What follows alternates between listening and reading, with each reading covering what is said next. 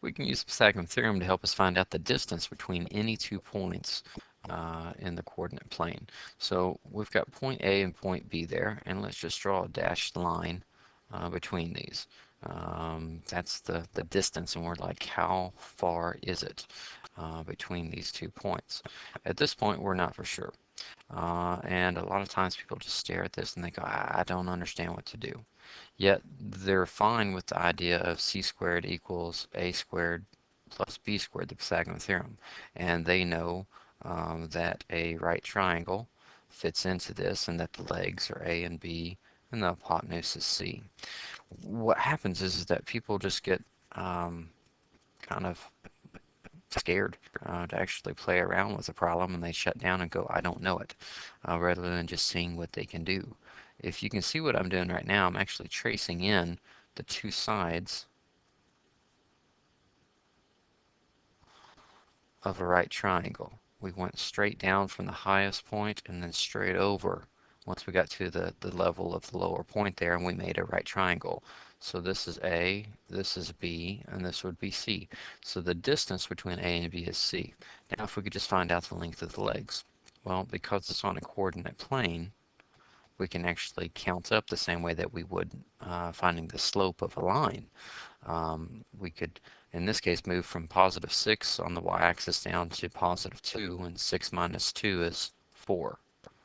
Or you count down 1, 2, 3, 4. And then we could do the exact same thing with the legs. You notice here that it's at positive 5 on the x-axis and extends over to positive 1 on the x-axis. 5 minus 1 is 4 also, right? Or we could go 1, 2, 3, 4. And again, we've got the side length of 4. So now we can take this information and plug it straight into this Pythagorean formula, because it's a right triangle that's created, that we created, and now we can go solve. So c squared equals 16 plus 16. So c squared equals 32. Get that second power off of there by putting a square root on the other side. So c equals the square root of 32, which basically rounds to 5.7. So what's the distance between points A and B? Well, it's 5.7 units, whatever units this may be. And that's what you do for every single one of these problems. There's no mystery to it. It's just that when you see the 2 points, say they're just going to say, what's the distance between these 2 points? Let's just call this C, and let's call this D. And then let's go a step further. Let's put in some other points here.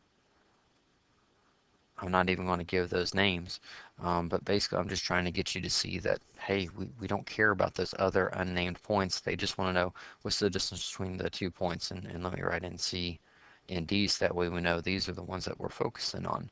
And as long as you can make that connection of, okay, draw a straight line between the 2 points, and then I need to make some sort of right triangle.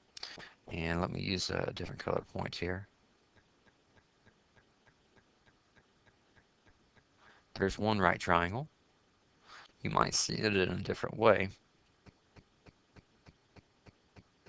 You might see it like that too.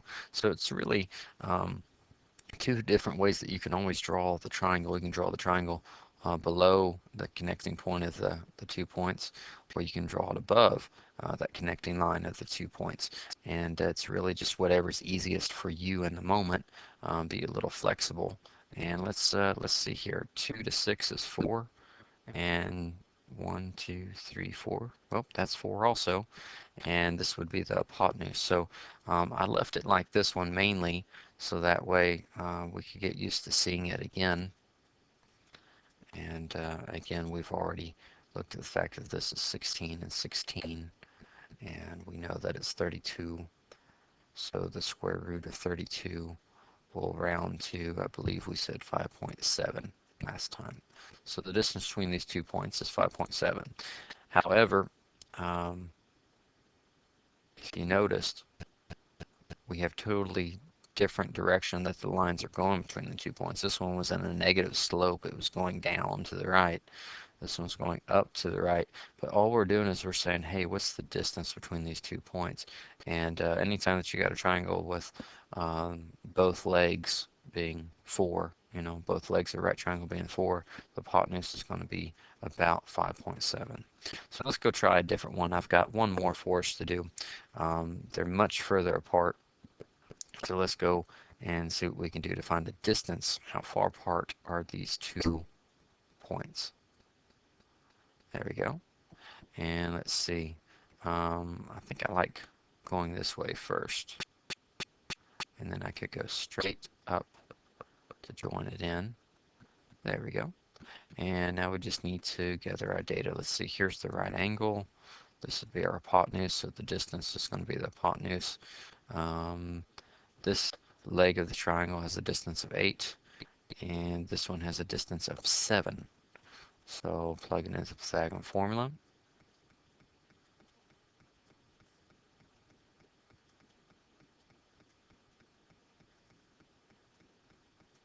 And let's see, 64 plus 49 should be about 113. Get the second power off of c by putting the square root on the other side. And the square root of 113 is going to be 10.6. So rounded, this is going to be about 10.6. So what's the distance between these 2 points? From right here to here is 10.6 units long. And that's all that it takes with these types of problems. It's not a magic act. Just draw a right triangle. Use the coordinate plane, the x-axis and y-axis, to help you count up how long each side of the triangle is, and go solve for the hypotenuse. It'll be that way pretty much every single time almost.